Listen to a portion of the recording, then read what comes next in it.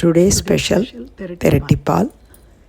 1 litre பாலை ஒரு கடாயில் வச்சு அடி ஒட்டாமல் கிளறணும். அதில் கொஞ்சம் ஏலக்காய் பொடி சேர்த்துக்கிறோம். அது கோயாவா ஆகிற வரைக்கும் அதை நம்ம கிளறுறோம். 1 டேபிள் ஸ்பூன் பயத்தம் பருப்பு, இதை அரை மணி நேரம் வெந்நீரில் ஊற வைக்கிறோம். இந்த பால் நல்ல திக்காகிட்டே வந்துட்டுருக்கு.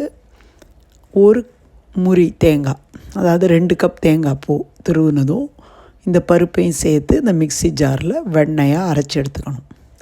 அதே கப்புக்கு 2 கப்பு வெல்லம் எடுத்து அதில் ஒரு 1/4 டம்ளர் தண்ணீர் விட்டு அதை முதல்ல மெல்ட் பண்ணணும்.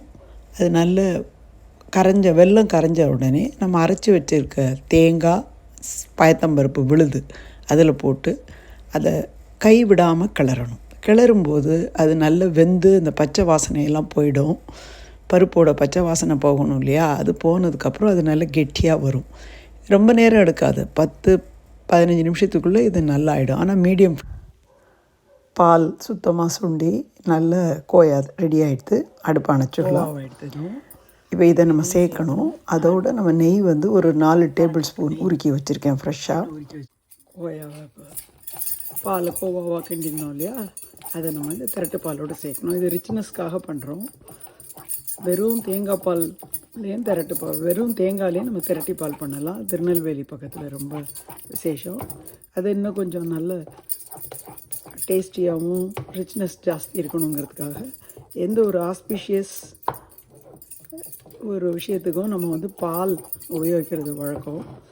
பால், வெல்லம் இது ரெண்டுமே பிரசாதத்துக்கு ரொம்ப முக்கியமான விஷயங்கள். வெல்லம் போட்ட பிரசாதம்லாம் சுவாமிக்கு நம்ம வைக்கிற எல்லா பிரசாதத்துலேயும் வெல்லம் போட்டு பண்ணுற பிரசாதங்கள் அம்பாளுக்கு ரொம்ப உகந்தது.